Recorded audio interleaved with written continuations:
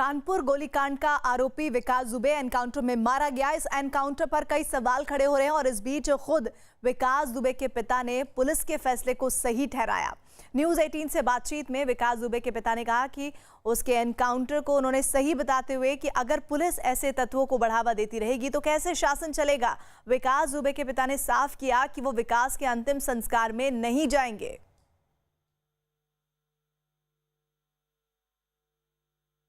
विकास को मार दिया पुलिस ने मुठभेड़ में। हाँ तो ठीक किया हाँ भी ठीक किया। अगर पुलिस ऐसे तत्वों को अगर बढ़ावा देगी तो कैसे शासन चलेगा। अच्छा एक बात ये बताइए कि अंतिम संस्कार में जाएंगे? लड़का मर गया है। नहीं बात जाएंगे। नहीं जाएंगे? हमें नहीं जाना। आप देखेंगे नहीं आखिरी बार से?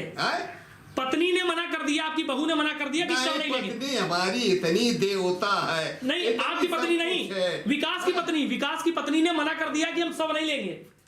विकास की पत्नी ने आज तक हमारी कोई सेवा नहीं की और अपने लिए भी नौकर चाकर इससे लगवाए कि यानी हमारे हाथ काले हो जाएंगे खाना बनाने। अभी तो आप कह रहे थे कि अगर हमको मौका मिले। जब आपसे मैंने कह दिया नहीं, आप अंतिम संस्कार में जाएंगे कि नहीं? अगर पुलिस ले जाती है तो आप जाएंगे बेटे? नहीं, आप जो कहते कि हम अचेतन अवस्था में थे, हमें था लंबे समय से हमारी तबीयत खराब है और हम जो है यानी कुल एक बात खाली बता दीजिए, बेटे के अंतिम संस्कार में जाएंगे या नहीं जाएंगे? कहते हैं बेटे के अंतिम संस्कार में जाएंगे? हमें कहना चाहिए, बेटे हम नहीं सोच पाते। बेटे के अंतिम संस्कार में जाएंगे? नहीं जाएंगे।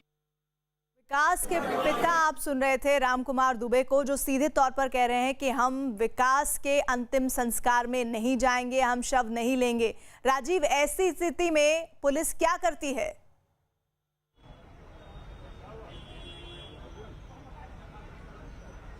देखिए, अगर ऐसा होता है तो कहीं ना कहीं पुलिस खुद जो अंतिम संस्कार की प्रक्रिया है उसे पूरा कराएगी और यही कारण है कि आपसे कुछ देर बाद जब पोस्टमार्टम क्योंकि प्रक्रिया है वो करीब पूरी हो चुकी है, तो ऐसे में उम्मीद जताई जा रही है कि क्योंकि अब तक कोई परिवार का सदस्य यहाँ नहीं पहुँचा है। खुद आपने सुना कि पिता उनके खुद कह रहे हैं, भले ही विपक्षी दल इस पर सवाल खड़ा कर रहे हो, लेकिन उनका कहना है कि जो पुलिस ने किया है वो सही किया है। अगर ऐसे तत्वों के खिलाफ कार्रवाई नहीं करेगी तो शासन कैसे चलेगा।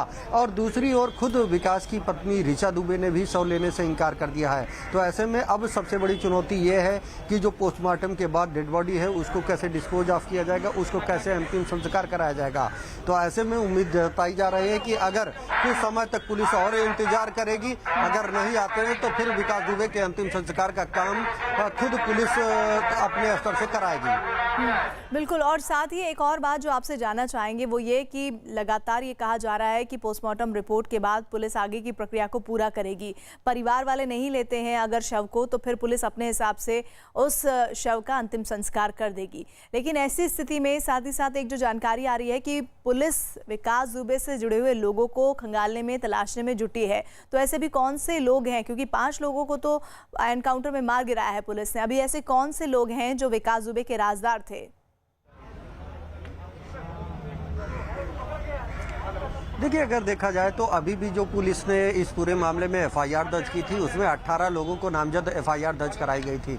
लेकिन अब तक अगर देखा जाए तो 6 लोगों को एनकाउंटर में मार गिराया गया है। वहीं करीब 3 से 4 लोगों को गिरफ्तार किया गया है, जिसमें श्यामू वाजपेयी, संजीव दुबे और उसका जो नौकर है दया शंकर वो शामिल है। तो ऐसे में अभी भी 6 से 7 लोग वो लोग हैं जो उस दिन रात में पुलिस पर फायरिंग करने में शामिल थे। तो सबसे बड़ी चुनौती पुलिस और एसटीएफ के सामने ये है कि उन 7 से 8 लोगों को गिरफ्तार करना है। तो इसी के चलते जो जानकारी मिल रही है, चाहे उनके परिजनों से हो या फिर उनके रिश्तेदारों से, लगातार दबिश डाली जा रही है और ये कोशिश की जा रही है कि क्योंकि 6 लोग मारे जा चुके हैं तो अब जो लोग बाकी हैं, अब जो एसटीएफ के टारगेट पर वो लोग हैं, तो उनको तलाशने के लिए सिर्फ कानपुर या आसपास के इलाके में नहीं बल्कि उत्तर प्रदेश के विभिन्न जिलों में जहाँ उनकी लोकेशन मिल रही है, जहाँ उनसे जुड़ा इनपुट मिल रहा है, वहाँ पर छापा मारा जा रहा है। और क्योंकि उनके जो इटावा में एनकाउंटर हुआ था बउआ शुक्ला का, उसमें संभावना जताई जा रही थी कि जो 3 लोग भागने में कामयाब हुए थे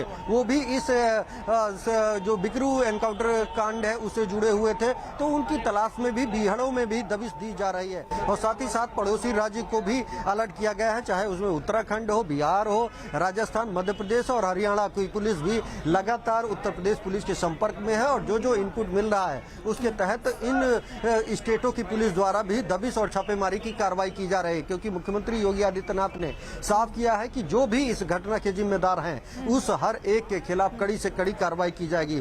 दूसरी लेकिन ओर एक बात तो सही है राजीव, वो बात ये कि एक दुर्दांत अपराधी, एक हिस्ट्री शीटर, एक गैंगस्टर का इससे बुरा अंत कुछ नहीं हो सकता कि उसे एनकाउंटर में मारा गया। और अब हाल ये है कि जिस इलाके में उसकी तूती बोलती थी, जितने सारे लोगों के सर से उसने माँ बाप का साया हटाया, आज उसके खुद के माँ बाप उसके शव को लेने के लिए राजी नहीं है।